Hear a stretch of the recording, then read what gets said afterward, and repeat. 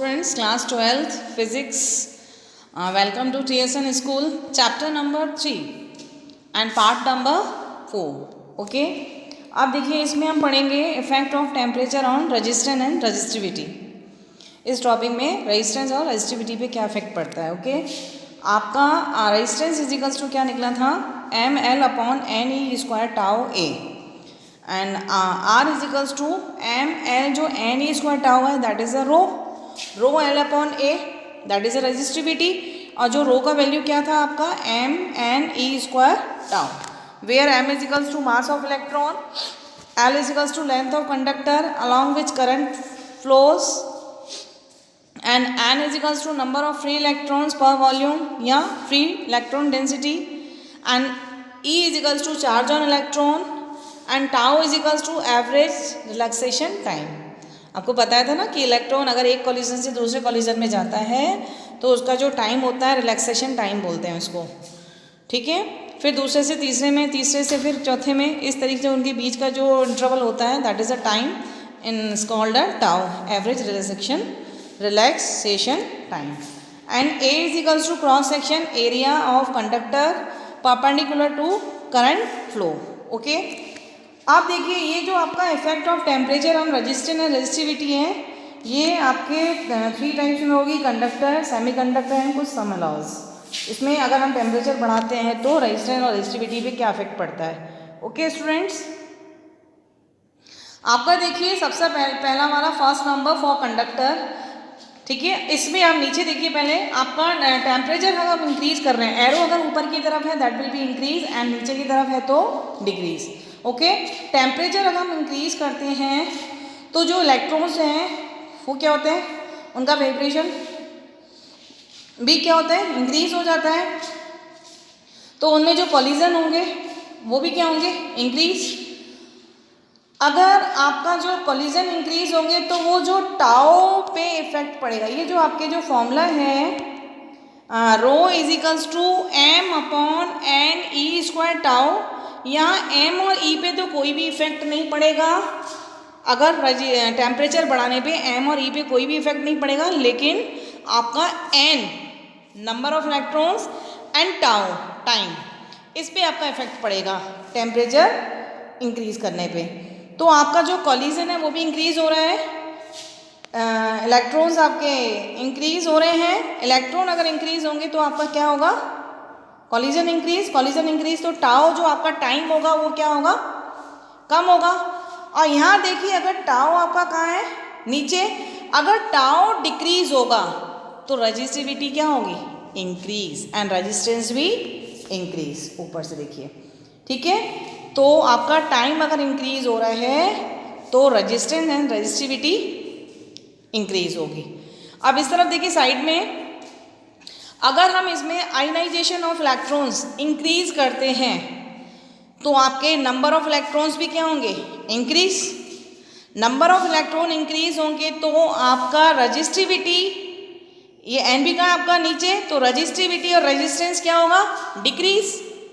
Okay, अब देखिए इधर हमने साइड से लिखा हुआ है कंडक्टर्स या metals, they have 10 to the power 29 free electrons per metre cube at room temperature.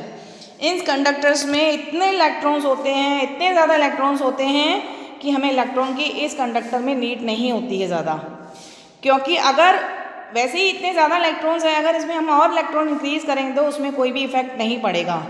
तो increase in an is insignificant.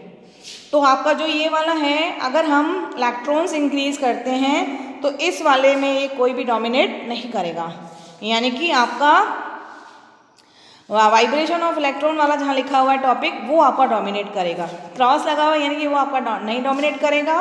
और जहाँ राइट टिक है दो आपके दिस, अगर टेम्परेचर इंक्रीज करने पे आपकी रेजिस्टिविटी भी और रेजिस्टेंस भी क्या होगा, इंक्रीज, ये वाला क्या करेगा, आपका डोमिनेट करेगा।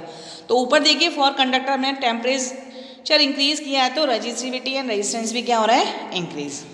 ओके स्टूडेंट्स, रेजिस्टेंस और रेजिस्टिविटी वर्सेस टेम्परेचर ग्राफ देखिए, अगर कॉपर का वायर लेते हैं उसमें रो वर्सेस टेम्परेचर के बीच में ग्राफ देखिए, अगर टेम्परेचर हम इंक्रीज कर रहे हैं तो रेजिस्टेंस और रेजिस्टिविटी भी क्या हो रहे हैं, इंक्रीज। तो ग्राफ देखिए दोनों तरफ से क्या हो रहा है, इंक्रीज। ओके स्टूडेंट्स, अब आपका देखिए सेकेंड पार्ट है फॉर सेमीकंडक्टर।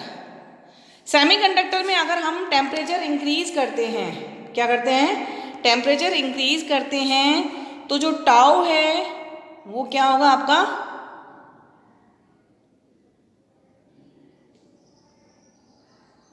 टेम्परेचर इंक्रीज करते हैं तो जो टाउ है वो क्या हो रहा है, डिक्रीज। और टाउ डिक्रीज होने पे वही सेम कहानी है। देखिए टेम्परेचर इंक्रीज करें तो इलेक्ट्रॉन और वाइब्रेशन भी इंक्रीज होंगे, कॉलिजन इंक्रीज होगा तो टाउ क्या होगा, डिक्रीज। टाउ डिक्रीज होते ही रेजिस्टिविटी एंड रेजिस्टेंस भी क्या हो जाएंगे, इंक्रीज। अगर टाइम कम होगा तो रेजिस्टेंस एंड रेजिस्टिविटी क्या होंगे, इंक्रीज करेंगे, बढ़ेंगे। और आपका इस तरफ देखिए जहाँ राइट डबल टिक लगा हुआ है, अगर टेम्परेचर इंक्रीज करते हैं तो नंबर ऑफ इलेक्ट्रॉन्स क्या होंगे, इंक्रीज। वही सेम आपका सेम ही है। नंबर ऑफ इलेक्ट्रॉन्स अगर हम आयनाइजेशन करते हैं तो नंबर ऑफ इलेक्ट्रॉन्स क्या होंगे, इंक्रीज। नंबर ऑफ इलेक्ट्रॉन अगर इंक्रीज होंगे तो इधर रेजिस्टिविटी एंड रेजिस्टेंस क्या होगा, डिक्रीज। सेम ही है, लेकिन फॉर सेमीकंडक्टर में जो एट रूम टेम्परेचर में जो होते हैं इलेक्ट्रॉन्स ना के बराबर होते हैं, नेग्लिजिबल। ओके, तो यानी कि अगर हम इसमें इलेक्ट्रॉन्स डालते हैं तो आपका इसमें ये टेम्परेचर ये वर्क करेगा, यानी कि इलेक्ट्रॉन्स इंक्रीज होंगे, यानी कि ये सिग्निफिकेंट है। तो आपका ये वाला जहाँ डबल टिक है दैट इज डोमिनेट करेगा, और जहाँ आपका टाइम कम हो रहा है वो डोमिनेट नहीं करेगा। ओके, जहाँ इलेक्ट्रॉन्स है ही नहीं, अगर हम वहाँ इलेक्ट्रॉन्स और डाल देंगे तो वो चीज़ क्या करेगी, काम करेगी। तो सेमीकंडक्टर के लिए रजिस्टिविटी एंड रेजिस्टेंस क्या होंगे, डिक्रीज, अगर हम टेम्परेचर इंक्रीज करते हैं तो।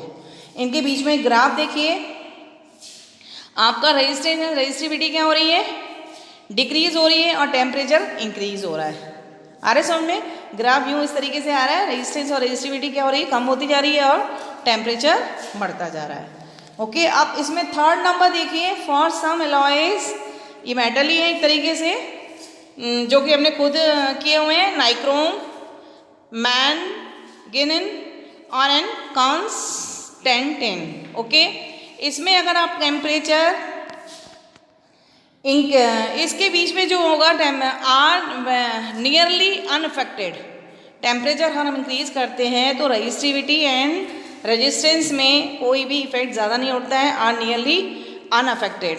ओके, इसके बीच में ग्राफ देखिए, ये जो आपके नाइक्रोम, ये जो है मेटल्स हैं, ये भी आपके मेटल्स के ही बने हुए हैं, तो कुछ हल्का सा इफेक्ट पड़ेगा ना के बराबर, तो उनके बीच में जो ग्राफ बनेगा वो देखिए आपका बिल्कुल ना के बराबर इंक्रीज हो रहा है। ओके, हल्का सा इंक्रीज हो रहा है। नीचे देखिए हमने टेम्परेचर इंक्रीज किया है तो टाउ आपका डिक्रीज हो रहा है, और यहाँ पे रेजिस्टेंस और रेजिस्टिविटी क्या होगी, इंक्रीज। और राइट साइड में लेफ्ट साइड में देखिए आपके नंबर इलेक्ट्रॉन्स अगर बढ़ रहे हैं तो यहाँ पे रेजिस्टेंस और रेजिस्टिविटी क्या होगी, डिक्रीज। कंपनसेट में ये क्या होंगे, दोनों इक्वल होंगे, क्योंकि ये आर नियरली अनअफेक्टेड हैं, तो ये दोनों आपस में क्या हो जाएंगे, इक्वल, यानी कि इनके जो बीच का ग्राफ होगा वो बिल्कुल ही ना के बराबर होगा। ठीक है, फॉर कंडक्टर के लिए आपका रेजिस्टेंस रेजिस्टिविटी इंक्रीज, सेमीकंडक्टर के लिए decrease, and for some alloys के लिए लगभग अप्रोक्स इक्वल। ओके, आप देखिए आपका नेक्स्ट टॉपिक है टेम्परेचर कोफिशिएंट ऑफ रेजिस्टेंस, जिसको हम अल्फा से डिनोटेड करते हैं। अल्फा का वैल्यू फाइंड आउट करेंगे। अब इसमें हम एक्सपेरिमेंट करते हैं, अगर आपका टेम्परेचर T है तो आपका T से dt हो जाएगा, ठीक है, चेंज इन रेजिस्टेंस में। और आपका रेजिस्टेंस R0 पे लेते हैं तो रेजिस्टेंस भी चेंज होगा, तो R0 प्लस dr। अब देखिए जो हमने एक्सपेरिमेंट किया है चेंज इन रेजिस्टेंस, तो जो dr है वो आपका किस पे डिपेंड कर रहा है, dt पे, एंड इनिशियल रेजिस्टेंस पे भी डिपेंड कर रहा है। तो dr is proportional to dt and dr is proportional to R0। Okay, इन प्रोपोर्शनल के साइन को हटाने के लिए हमें कांस्टेंट लेना पड़ेगा, तो dr is equals to alpha, ये क्या है, अल्फा R0 dt। तो where alpha is equals to coefficient of thermal resistance, alpha क्या है आपका, कोफिशिएंट ऑफ थर्मल रेजिस्टेंस। इधर देखिए राइट हैंड साइड में जो डॉट डॉट करके हमने लिखा हुआ है, अब हमें ये dr का इंटीग्रेशन करेंगे तो इसकी जो लिमिट होगी initial resistance to final resistance, R0 upon R0 से लेके RF तक इजिकल्स टू R0 dt। इसमें जो टेम्परेचर का ये लिमिट होगी initial temperature and final temperature. dr का इंटीग्रेशन करोगे तो r और इसकी लिमिट रखोगे तो क्या आएगा RF माइनस R0। R0 इधर आपका क्या है कांस्टेंट है अल्फा dt। अब ये अल्फा जो है आपके जो बुक्स में है 99%, इधर देखिए हमने साइड से लिखा हुआ है स्टार बना के, 99% जो अल्फा है वो assume to be a constant, उसको कांस्टेंट ही माना गया है विद टेम्परेचर। तो ये आपका अगर कांस्टेंट है तो ये भी क्या आ जाएगा आपका बाहर, तो TF माइनस TI, क्योंकि dt का इंटीग्रेशन क्या होगा t, लिमिट रखोगे तो TF माइनस TI। ठीक है, TF और TI की जगह हम क्या ले सकते हैं डेल t। तो RF is equals to R0 आपका राइट साइड में चला जाएगा तो प्लस का हो जाएगा R0 plus R0 alpha del t। R0 हमने क्या ले लिया कॉमन, तो अंदर आपका क्या बचा 1 प्लस अल्फा डेल t।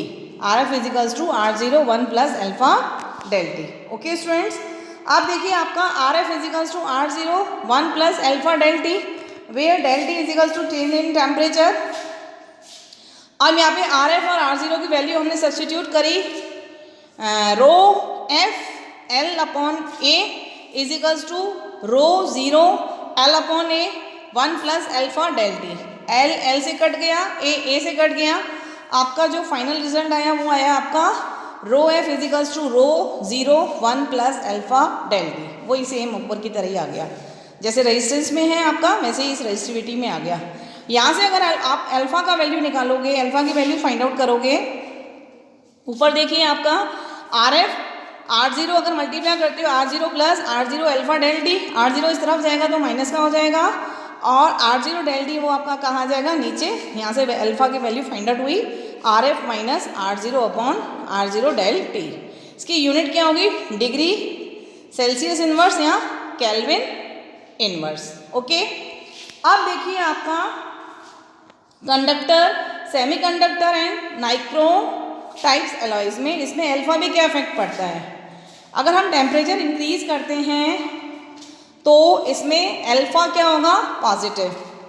देखिए अगर टेम्परेचर हम इंक्रीज करते हैं तो RF क्या होगा ज़्यादा, R0 कम, तो यानी कि अल्फा की वैल्यू क्या होगी पॉजिटिव। ओके, सेमीकंडक्टर में RF कम होगा, R0 कम होगा, अगर टेम्परेचर इंक्रीज करते हैं तो इसमें अल्फा की वैल्यू क्या आएगी नेगेटिव, क्या आएगी नेगेटिव। एंड नाइक्रोम्स में क्या आएगा आपका, इसमें ना तो आपका दोनों वैल्यूज़ क्या होती हैं लगभग इक्वल सेम, तो इसमें कोई भी इफेक्ट नहीं पड़ेगा, यानी कि दोनों वैल्यूज़ क्या हो जाएंगी जीरो, यानी कि alpha is nearly approx to zero. Okay, आपका जो न्यूमेरिकल्स होते हैं कंडक्टर्स पे आते हैं जो उसमें अल्फा की वैल्यू हमेशा क्या आएगी पॉजिटिव, ये तो आप करते ही हो, लेकिन आपको जो सेकंड वाला पॉइंट है सेमीकंडक्टर वो आपको याद रखना पड़ेगा कि इसमें alpha equals to minus negative होता है। कई सम्स आपको दिए जाते हैं उसमें अल्फा का वैल्यू आपको दिया होता है 2.8 या 1.8 2 3 जो भी है सेमीकंडक्टर होगा, लेकिन उसमें जो आप वैल्यू सब्सटीट्यूट करोगे माइनस लगा के वैल्यू सब्सटीट्यूट करोगे। ओके स्टूडेंट्स, अब देखिए इससे रिलेटेड हम न्यूमेरिकल करते हैं। फर्स्ट न्यूमेरिकल आपका क्या है, the resistance of a heating element at room temperature 27 degree Celsius is 100 ohm. At what temperature its resistance will be 117 ohm. If alpha की वैल्यू आपको दे रहा है 1.7 इंटू 10⁻⁻⁴ डिग्री सेल्सियस इनवर्स। ये आपके 4 ऑप्शंस दिए हुए हैं। एट T 27 डिग्री पे R0 इनिशियल कितना है 100 ओम और T पे आपका T है तो RF कितना हो जाएगा 117 ओम। यहाँ से RF का जो आपका फॉर्मूला निकला था RF इजिकल्स टू R0 ब्रैकेट के अंदर 1 plus alpha del T। RF का वैल्यू कितना है आपका 117 एंड R0 का वैल्यू है आपका 100। ओके, 1 प्लस अल्फा T की जगह T, फाइनल T आपका T आएगा, जो इनिशियल T है वो आपका 27। आपका अगर 100 से मल्टीप्लाई करोगे अंदर तो 100 प्लस 100 अल्फा T माइनस 27 आएगा। ये 100 आप लेफ्ट हैंड साइड में लेके आओगे तो माइनस का हो जाएगा। Okay, 100 into alpha equals to क्या हो जाएगा T माइनस 27। तो 117 में से आपका 100 गया तो 17 अपॉन 100 इंटू अल्फा का वैल्यू हमने क्या रखा 1.7 इंटू 10⁻⁻4। एक जीरो से पॉइंट कट हो गया, 17 से 17 कट हो गया, बाकी 10 इंटू 10⁻⁻4 यानी कि 10⁻⁻3। ये ऊपर जाएगा तो कितना हो जाएगा 1000। ओके तो 1000 equals to t minus 27, t equals to क्या निकलेगा 1000 प्लस 27 यानी कि 1027 डिग्री सेल्सियस, यानी कि answer D is right. Okay students, अब देखिए आपका नेक्स्ट क्वेश्चन है the resistance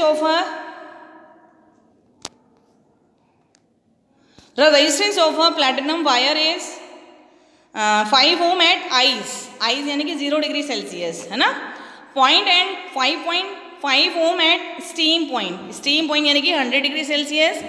find the temperature at which resistance of wire is, आपको ऐसा टेम्परेचर फाइंड करना है जिसका रेजिस्टेंस क्या है 5.8 ओम। इसमें भी आपको 4 ऑप्शंस दिए हुए हैं।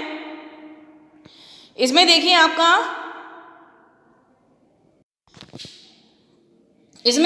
0 डिग्री सेल्सियस पे जो R05 ओम है, 100 डिग्री सेल्सियस पे R100 यानी कि 5.5 ओम, 3 डिग्री सेल्सियस पे आपसे पूछ रहा है तो उसमें RT कितना दिया है 5.8 ओम। 1 2 3 हमने इसको मान लिया, 1 और 2 से देखेंगे तो R100 यानी कि final equals to R0 1 plus alpha 100 minus 0 तो 5.5 इजिकल्स टू 5 वैल्यू सब्सटीट्यूट करी 1 plus alpha into 100, that is equation number 4। अब 1 और 3 को देख के करेंगे तो आपका RT equals to R0 1 plus alpha bracket के अंदर t minus 0 5.8 equals to 5 1 plus alpha t, that is equation number 5। अब इस इक्वेशन 4 और 5 से हम अल्फा की वैल्यू फाइंड आउट करेंगे और दोनों को क्या कर देंगे इक्वेट कर देंगे। From equation 4 and 5 minus 5 upon 5 into 100 5.8 minus 5 upon 5 into T. ठीक है, पॉइंट से पॉइंट कैंसिल हो गया, 5 को 100 से काटोगे 20 टाइम्स यानी कि यहाँ से टी इजिकल्स टू क्या निकलेगा 160 डिग्री सेल्सियस। ओके स्टूडेंट्स, तो आपका आंसर इसमें कौन सा राइट होगा बी। अब इसमें आपका ये लास्ट क्वेश्चन देखिए इस टॉपिक का, आपका एक वायर है, ठीक है, 2 टाइप्स ऑफ वायर्स हैं, दोनों का मटेरियल क्या है अलग अलग है, एक को हमने इस तरीके से डैश डैश कर दिया है और एक तरीके से अलग अलग डॉट्स लगाए हैं। ठीक है, एक की रेजिस्टिविटी है ρ1 and constant α1, ρ2 and α2। Cross section में एरिया इसका भी A इसका भी A, पहले वाले वायर की लेंथ A है, दूसरे की भी L है, सॉरी क्या है LL। ओके, ये हमने लिखा नहीं है, आप लिख लेना। ओके, फाइंड, इसमें आपसे क्या पूछ रहा है, फाइंड द रिलेशन बिटवीन ρ1 α1 ρ2 α2 में रिलेशन निकालना है such that the resistance of combination independent of temperature.